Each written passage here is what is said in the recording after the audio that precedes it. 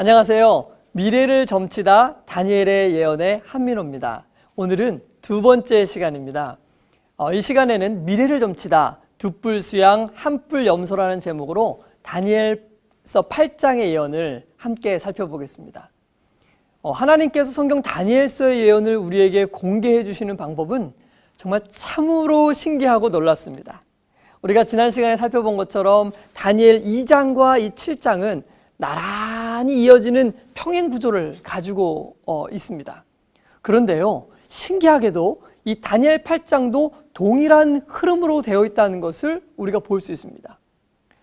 이렇게 2장과 7장과 3장을 같은 흐름으로 가게 하심으로 다니엘서가 하나의 통일된 구조를 가지고 미래의 예언을 가리키도록 하신 것이 하나님의 뜻인 것입니다.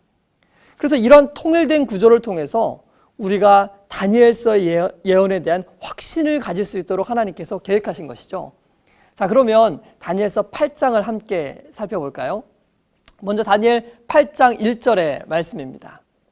나 다니엘에게 처음에 나타난 이상 후 벨사살 왕 3년에 다시 이상이 나타나니라.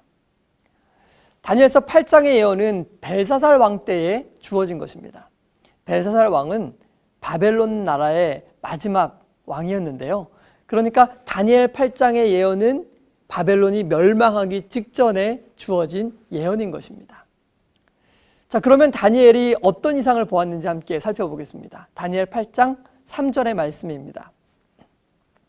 내가 눈을 들어 본즉 강가에 두 뿔 가진 수양이 섰는데 그 두 뿔이 다 길어도 한 뿔은 다른 뿔보다도 길었고 그 긴 것은 나중에 난 것이었더라.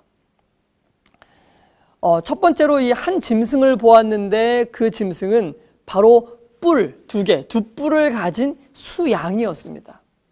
그 수양에는 뿔이 두 개가 있었는데 그 두 뿔 중에는 하나가 다른 뿔보다 더 길었다라고 얘기하고 있습니다. 그리고 나중에 난 뿔이 더 긴 것이었다라고 했습니다.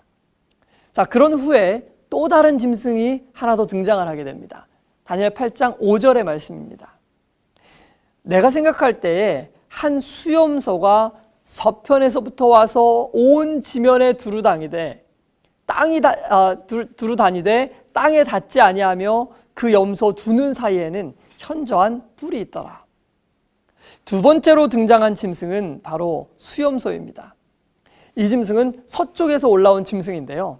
또 다른 특징은 얼마나 빨리 달리는지 발이 땅에 닿지 않았다는 것입니다. 그리고 두 눈 사이에는 현저한 뿔이 하나가 있다고 했습니다. 다니엘 8장 6절로 7절을 또 읽어드리겠습니다.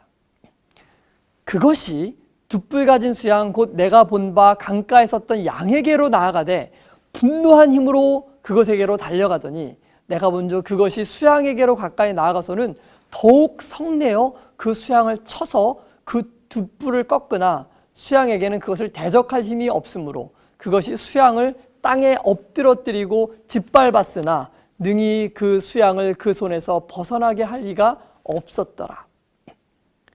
이 수염소가요, 분노함으로 수양에게 달려갔습니다. 그리고는 공격을 해서 그 수양에 있는 두 뿔을 모두 다 꺾어버렸습니다. 또한 짓밟고 멸망을 시켜버렸습니다.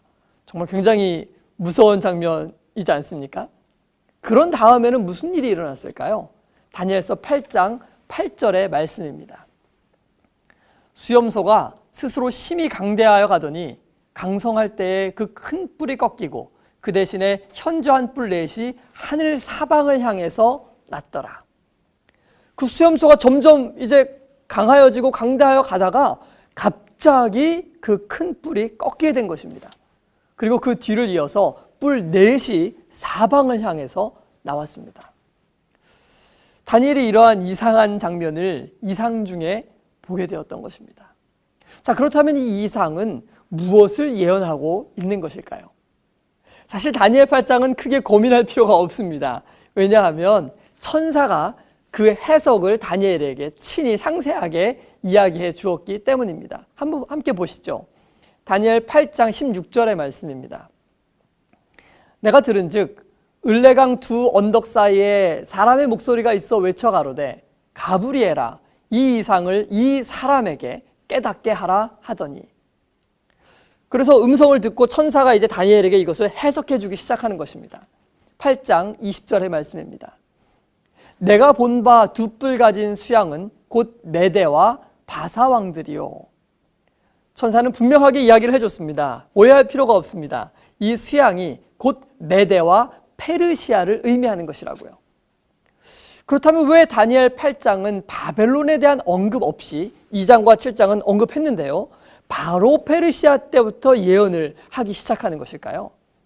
지금 다니엘이 이 이상을 본 때가 바로 바벨론 왕 벨사살 왕 때였다라고 했습니다. 즉 바벨론이 멸망하기 바로 직전이었습니다. 바벨론의 종말이 임박해 있었기 때문에 이제는 더 이상 바벨론에 대해서 예언할 필요가 없었던 것입니다. 그래서 그 후에 일어나게 될 이 페르시아부터 예언을 시작하고 있는 것이죠.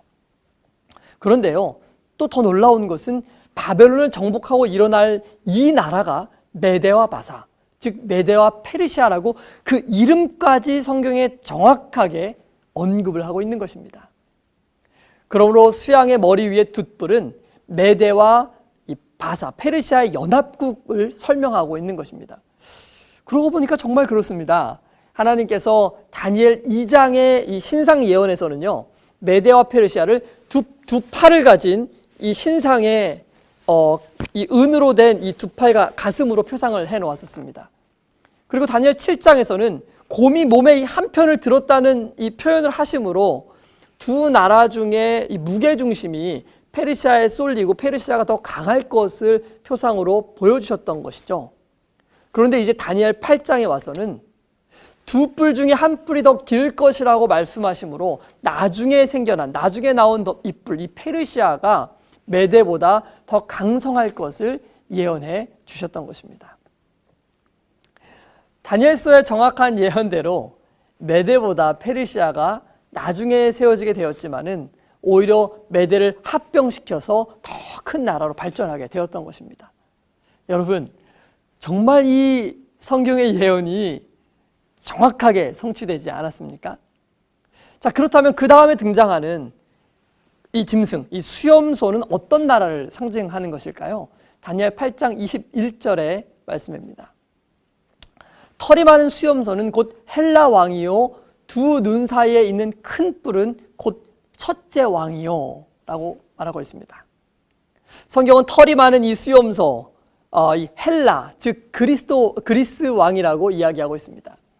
그리고 두 눈 사이에 있는 이 큰 뿔은 첫 번째 왕이라고 하였는데요, 그러므로 이 큰 뿔은 그리스의 첫 번째 왕 알렉산더를 가리키고 있는 것이 분명한 것입니다. 이 수염소는 서쪽에서 올라왔고 얼마나 빠른지 발이 땅에 닿지 않았다고 했습니다. 그렇습니다. 알렉산더 대왕이 이끄는 이 그리스 군사들은요, 서쪽에서 동쪽을 향해서 진군했습니다. 그리고 얼마나 빨리 페르시아를 점령했는지 모릅니다. 발이 땅에 닿지 않았다는 표현이 정확하게 예언을 통해 성취된 것입니다. 그런데요, 그 다음에 이어지는 예언은 더욱 신기합니다. 8장 22절인데요. 이 뿔이 꺾이고 그 대신에 네 뿔이 났은즉 그 나라 가운데서 네 나라가 일어날 것이되 그 권세는 못하리라. 알렉산더 대왕을 가리키는 이 두 눈 사이에 있던 큰 뿔이 꺾이게 되었습니다. 왜냐하면은 알렉산더 대왕은 불과 12년 만에 후계자 없이 죽게 되었기 때문입니다. 그래서 예언대로 그 뿔이 꺾이게 되고 네 뿔이 올라오게 되었는데 그 네 뿔은 네 나라, 알렉산더의 장군들에 의해서 나뉘게 될 네 나라를 표상하고 있었던 것입니다. 자, 그러면은 도표를 보여드리겠습니다. 이 도표로 지금까지 예언을 한번 정리를 해보게 되었습니다.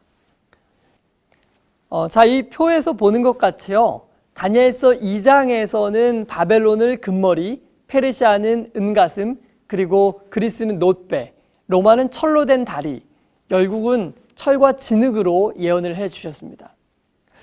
그런데 다니엘 7장에서는 그 나라들, 동일한 나라인데요, 바벨론은 사자와 독수리의 날개를 가진 짐승으로 표상해 주셨고요, 페르시아는 곰으로 표현했고, 그리스는 머리넷의 표범으로, 그리고 천리를 가진 무서운 짐승으로 로마를 표현해 주셨습니다. 그리고 10나라는 10뿔로 예언을 해 놓은 것입니다. 자, 이렇게 지금 동일하게 평행되는 예언을 오늘 살펴본 것처럼 다니엘 8장에서는 똑같은 예언인데 페르시아는 두 뿔을 가진 수양으로, 그리고 그리스는 현저한 큰 뿔을 가진 수염소로, 그리고 그 뿔이 꺾이고 나라가 네 나라로 나뉠 것을 보여주신 것입니다. 하나님께서는 이와 같이 우리에게 다니엘서의 예언을 이 예언을 통해서 세상의 역사가 어떻게 흘러갈 것인지를 한 번이 아니라 여러 번 반복해서 우리에게 말씀해 주고 계신 것입니다. 만약에 다니엘서 2장에 우리에게 이 예언을 한 번만 알려주셨다면 정말 이 예언이 맞는 것일까, 그 정확성을 깨닫기가 조금 어려울 수도 있었을 것입니다. 그러나 다니엘 7장에서 한 번 더 반복해 주시고, 그리고 8장에서 그것을 또다시 반복해 주심으로, 그리고 다니엘서 12장에도 그 역사를 다시 한 번 또 말씀해 주심으로 우리는 다니엘서의 이 예언의 정확성에 놀라게 될 뿐만 아니라 이 예언을 믿고 신뢰하지 않을 수가 없게 되는 것입니다. 이렇게도 분명하고 확실한 세상의 역사와 예언 앞에서 우리는 정말 놀라지 않을 수 없는 것입니다. 왜 하나님께서는 세상에 펼쳐질 미래를 이렇게 자세하고도 상세하게 우리로 하여금 알게 하신 것일까요? 이사야 41장 21절로 23절의 말씀입니다. 나 여호와가 말하노니 너희 우상들은 소송을 일으키라. 너희는 확실한 증거를 보이라. 장차 당할 일을 우리에게 진술하라. 너희의 신됨을 우리가 알리라. 왜냐하면요, 이 미래에 대한 예언은 오직 참 하나님 한 분만이 하실 수 있게 된다는 것을 우리가 깨닫기를 원하시는 것입니다. 세상의 많은 이방신들은 절대로 세상을 예언할 수도 없고 맞출 수도 없는 것입니다. 우리는 과거 시대에 이 미래의 예언을 주신 하나님의 말씀을 통해서, 그리고 그것의 정확한 성취를 통해서 우리가 섬기는 이 하나님이 정말 왕 중의 왕이시라는 것을 분명히 깨달아 알 수 있게 되는 것입니다. 아무쪼록 이 방송을 시청하는 모든 분들께서는 오직 세상의 과거와 현재와 미래를 모두 다 알고 계시는 유일한 참 하나님, 여호와 하나님을 우리의 주인으로 믿게 되시기를 바랍니다. 다음 시간에는요, 미래를 점치다 2300주야 1 첫 번째 시간 주제로 2300주야에 대한 예언을 우리가 구체적으로 한번 좀 살펴보도록 하겠습니다. 이 기간의 시작이 언제인지, 그리고 끝은 언제인지, 그 끝에는 어떤 일이 일어나게 되는 것인지 우리 예언을 한번 따라가 보겠습니다. 다음 시간에 다시 찾아뵙겠습니다. 안녕히 계십시오.